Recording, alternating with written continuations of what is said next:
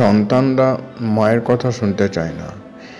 এই সাধারণ সমস্যা অনেক মায়ের কাছে হতাশাজনক, কিন্তু এই সমস্যার কারণগুলো বুঝতে পারলে এর থেকে সমাধান পাওয়া সম্ভব। প্রথম যে বিষয়টা আমাদের মনে হয় সেটা হলো যোগাযোগের ঘাটতি। মা এবং সন্তানের মধ্যে সঠিক যোগাযোগ না থাকলে সন্তান মায়ের কথা গুরুত্ব দিতে চায় না। যদি মা সন্তানের অনুভূতি, মতামত এবং প্রশ্নগুলোর গুরুত্ব না দেন, তবে সন্তান নিজেকে উপেক্ষিত বলে মনে করতে পারে এবং ধীরে ধীরে দূরে সরে যায়।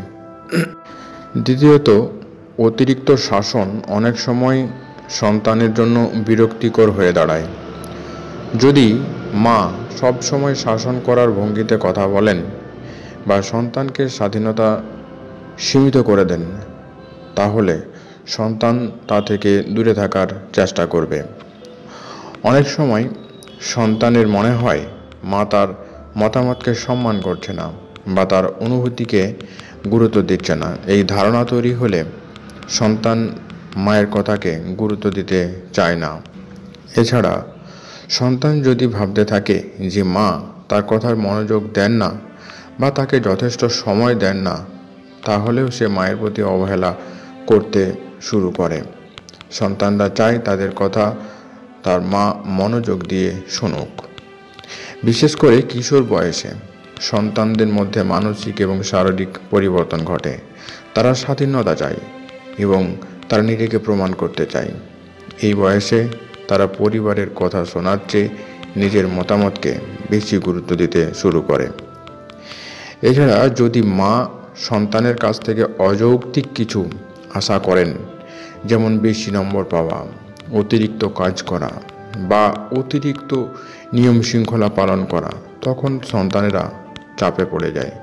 এতে সন্তান মায়ের প্রতি বিরক্ত হয় এবং তারা মায়ের কথা শুনতে অবজ্ঞা করে। যদি এই ধরনের সমস্যা তৈরি হয়, তাহলে এই সমস্ত সমস্যার সমাধানের জন্য গার্জেনদের বা অভিভাবকদের যে সমস্ত বিষয়গুলো সম্পর্কে সতর্ক হতে হবে, সেগুলো হলো তাদের সঙ্গে বন্ধুত্বপূর্ণ সম্পর্ক গড়ে তুলতে হবে, তার অনুভূতি এবং মতামতকে গুরুত্ব দিতে হবে, সন্তানের কথা মনোযোগ দিয়ে অবশ্যই শুনুন এবং তার সমস্যাগুলো বুঝতে চেষ্টা করুন।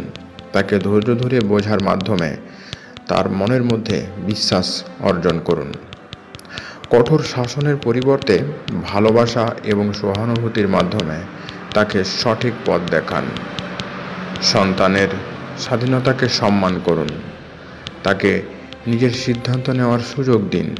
বাড়ির পরিবেশের মধ্যে একটা ইতিবাচক পরিবেশ তৈরি করুন, যাতে সন্তানরা তাদের নিজের মতামত রাখতে স্বাচ্ছন্দ্য বোধ করে। মনে রাখতে হবে, সন্তানরা মা বাবাকে দেখেই শেখে। তাই আপনাদের আচার আচরণে এমন কিছু বিষয় উপস্থাপন করতে হবে যাতে সন্তান আপনাদেরকে সহজেই তাদের মডেল হিসেবে গ্রহণ করতে পারে। এই সমস্ত বিষয়গুলো যদি আপনারা মাথায় রেখে চলেন, তাহলে অবশ্যই আপনাদের সন্তান আপনাদের কথা শুনবে, কখনোই আপনাদের অবাধ্য হয়ে উঠবে না। আশা করি ভিডিওটি আপনাদের কাছে অনেকখানি হেল্পফুল হবে। সম্পূর্ণ ভিডিওটি দেখার জন্য আপনাদেরকে অসংখ্য ধন্যবাদ। যারা এই চ্যানেলে নতুন, তারা অবশ্যই চ্যানেলকে সাবস্ক্রাইব করে চ্যানেলের সঙ্গে থাকুন। ধন্যবাদ।